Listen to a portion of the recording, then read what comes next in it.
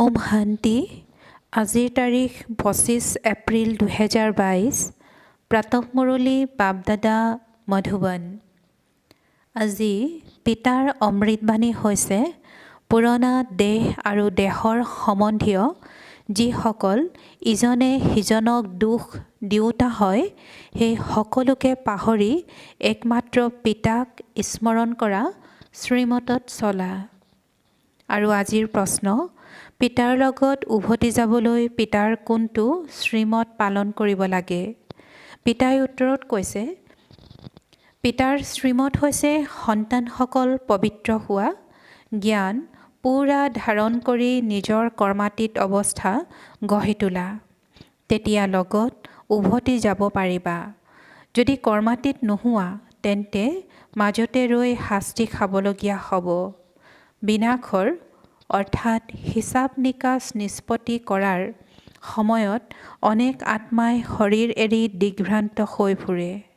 লগত যোৱাৰ পৰিৱৰ্তে ইয়াতে প্ৰথমে শাস্তি ভুগি হিচাপ নিষ্পত্তি কৰে।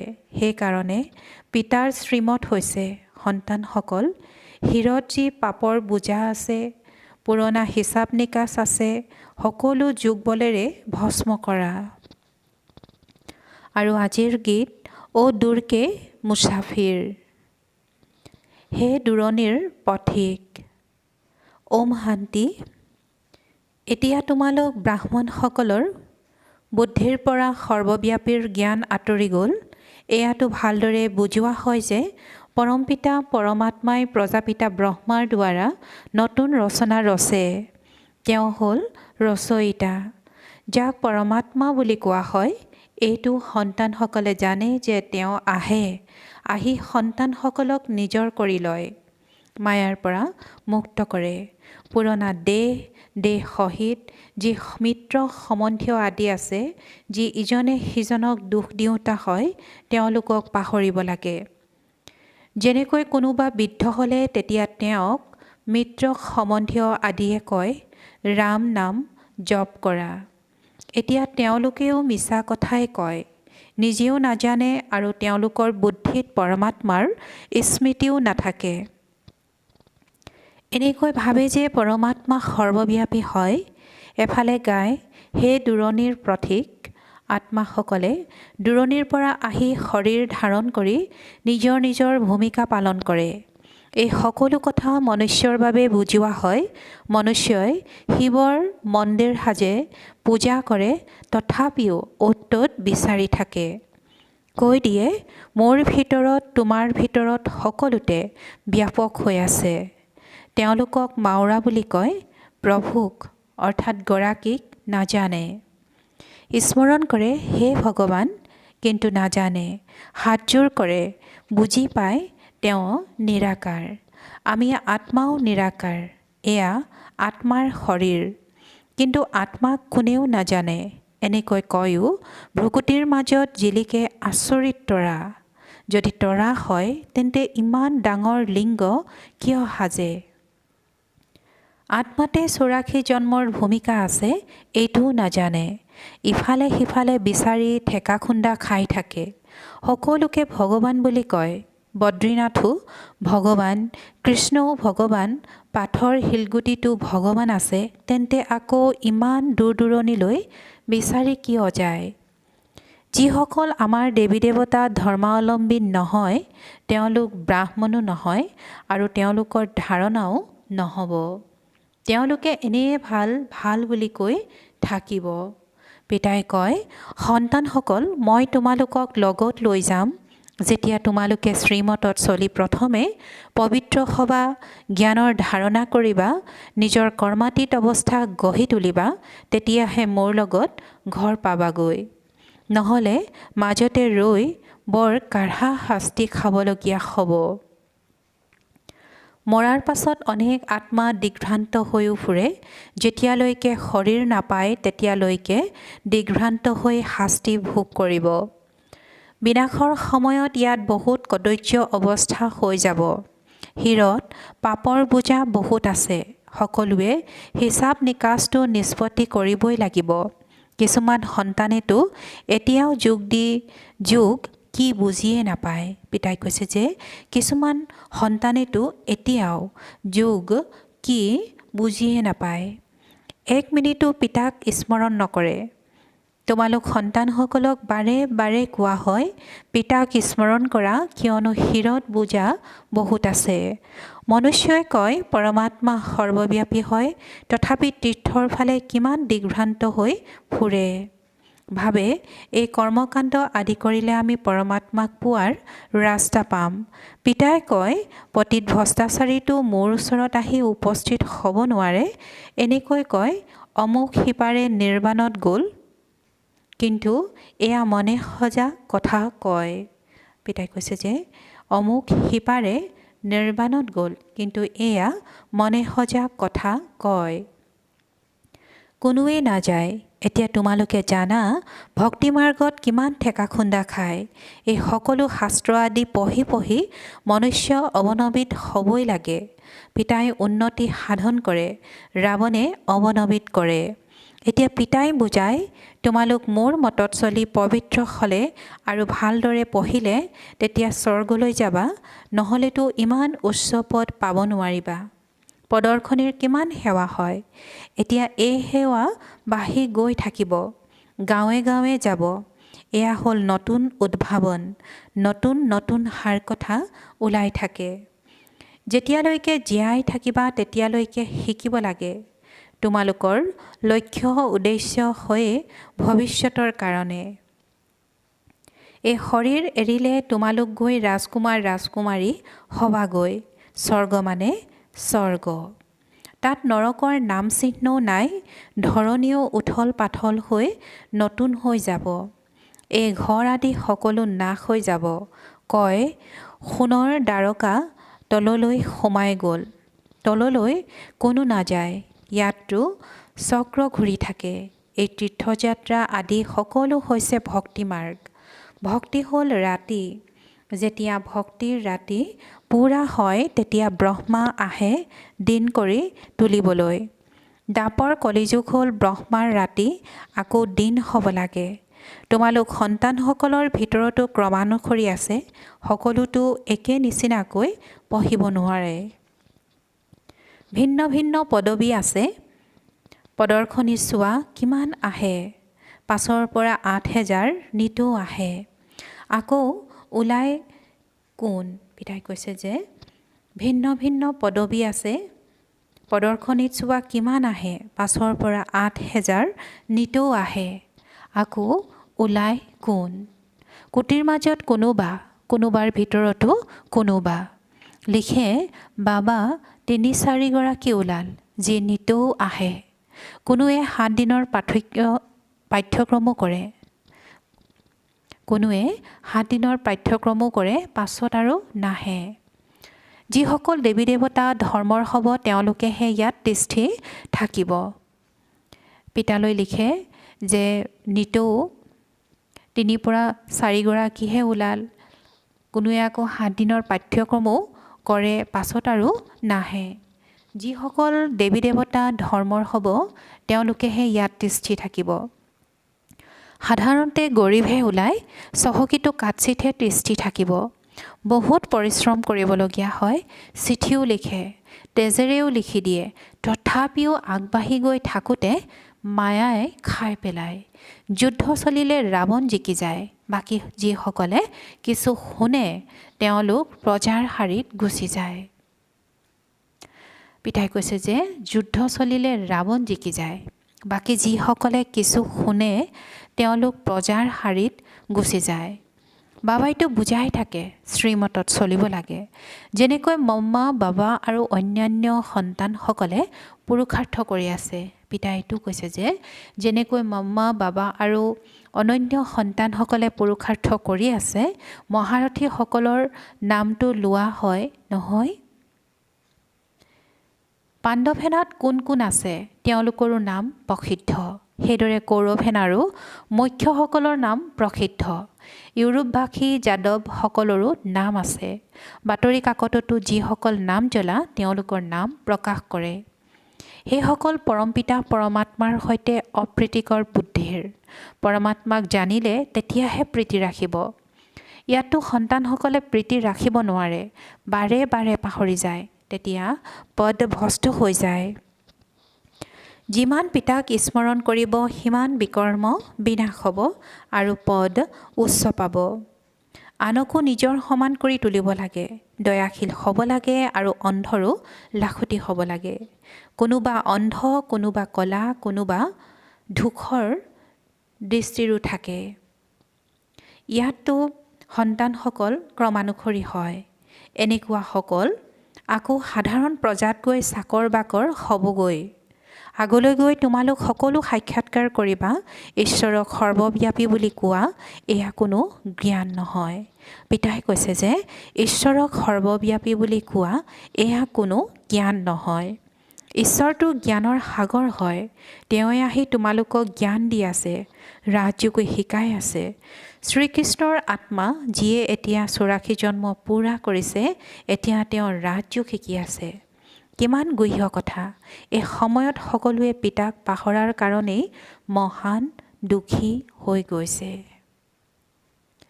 তোমালোক সন্তানসকলে যিমানে পুৰুষাৰ্থ কৰিবা সিমানেই তোমালোকৰ দুখ ক্ৰুটি আঁতৰি গৈ থাকিব। বহুত উচ্চ লক্ষ্য। কোটি কোটিৰ মাজত মুখ্য 8গৰাকী ওলাই আকৌ 108ৰ মালা হয়। তাৰ পাছত হৈছে 16,000। এয়াও প্ৰলোভন দিয়া হয় পুৰুষাৰ্থ কৰিবৰ কাৰণে। বাস্তৱত 16,000 নাই, মালা হৈছে 108ৰ। ওপৰত ফুল, তাৰ পাছত যুগল দানা।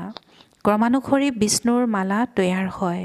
পুৰুষাৰ্থ কৰাবলৈ কিমান বুজোৱা হয়। যিসকল এই ধৰ্মৰ নহয় তেন্তে একো বুজি নাপাব। স্বৰ্গৰ সুখ পোৱাৰ লায়কেই নহয়। হওঁতে পূজাৰী বহুত আছে, তেওঁলোকো আহিব প্ৰজাত। প্ৰজা পদতো একো নহয়। পিতাই কৈছে যে হওঁতে পূজাৰী বহুত আছে, তেওঁলোকো আহিব প্ৰজাত। প্ৰজা পদটো একো নহয়। মম্মা বাবা বুলি কোৱা, তেন্তে অনুসৰণ কৰি মম্মা বাবাৰ আসন অধিকাৰী হোৱা। পিতাই কৈছে যে মম্মা বাবা বুলি কোৱা, তেন্তে অনুসৰণ কৰি মম্মা বাবাৰ আসন অধিকাৰী হোৱা। হাৰ্টফেইল কিয় হোৱা? স্কুলত কোনোবা সন্তানে যদি কয় মই উত্তীৰ্ণ নহওঁ, তেতিয়া সকলোৱে ক'ব এওঁ ভোদা বুদ্ধিৰ। বিচাৰ বুদ্ধি সম্পন্ন সন্তানে বহুত ভালকৈ পঢ়ে আৰু উচ্চ নম্বৰত আহে। তোমালোক সন্তানসকলে প্ৰদৰ্শনীত বহুত ভাল সেৱা কৰিব পাৰা। বাবাকো সুধিব পাৰা, বাবা মই সেৱা কৰাৰ যোগ্য হওঁনে? তেতিয়া বাবাই ক'ব পাৰে, সন্তানটি এতিয়া তুমি বহুত শিকিবলৈ আছে অথবা যোগ্য হ'বলৈ আছে। বিদ্যান আদিৰ আগত বুজাওতাজনো বিচাৰ বুদ্ধি সম্পন্ন হ'ব লাগে। সৰ্বপ্ৰথমেতো এইটো নিশ্চয় জন্মোৱা হয় যে ভগৱানৰ আগমন হৈছে আহ্বান কৰা। দূৰণিৰ দেশত থাকোঁতা আহক, আমাক লগত লৈ যাওক, কিয়নো আমি বহুত দুখী। সত্যযুগতো ইমানবিলাক মনুষ্য নাথাকিবই। পিতাই কৈছে যে সত্যযুগততো ইমানবিলাক মনুষ্য নাথাকিবই। সকলো আত্মা মুক্তিধামলৈ গুচি যাব, যাৰ কাৰণে জগতে ইমান ভক্তি কৰে। পিতাই কয় মই সকলোকে লৈ যাম। ছেকেণ্ডত জীৱন মুক্তি, ছেকেণ্ডত মুক্তি আৰু জীৱন মুক্তি। নিশ্চয় হ'লে তেতিয়া জীৱনমুক্ত হ'ব। আকৌ জীৱন মুক্তিটো পদ আছে। পুৰুষাৰ্থ কৰিব লাগে যাতে জীৱন মুক্তিত ৰজা ৰাণী পদ পোৱা। মম্মা বাবা মহাৰজা মহাৰাণী হয়, গতিকে আমিনো কিয় পদ নাপাওঁ? পুৰুষাৰ্থ কৰাসকল লুকাই নাথাকে, গোটেই ৰাজধানী স্থাপন হৈ আছে। দৈবী ধৰ্মাৱলম্বী যিসকল আছে নিশ্চয় আহিব। মম্মা বাবা ৰজা ৰাণী হয়, তেন্তে আমি কিয়নো পুৰুষাৰ্থ নকৰোঁ? পিতাই কৈছে যে মম্মা বাবা ৰজা ৰাণী হয়, তেন্তে আমিও কিয়নো পুৰুষাৰ্থ নকৰোঁ? বাবালৈ সন্তানসকলে চিঠি লিখে, বাবা কেতিয়াবা কেতিয়াবা সেৱা কেন্দ্ৰলৈ আহোঁ। এতিয়া কন্যাৰ বিয়া দিব লাগে, কোনো জ্ঞানী ল'ৰা আনি দিয়ক যাতে বিয়া দিব পাৰোঁ। কন্যাই কয় মই বিয়া নকৰাওঁ। বহুত কন্যাই মাৰ খায়, অবলাসকলৰ ওপৰত অত্যাচাৰ হয়। বাবাই লিখে মা পিতা আৰু কন্যা তিনিও বাবাৰ ওচৰলৈ আহি যোৱা, তেতিয়া বাবাই বুজাব। আদৰণীয় পিতাজী বুলি লিখা, তেনেহ'লে আহি যোৱা। পইচা নাই টিকটৰ কাৰণেতো সেয়াও পাব পাৰা। পিতাই কৈছে যে আদৰণীয় পিতাজী বুলি লিখা তেনেহ'লে আহি যোৱা।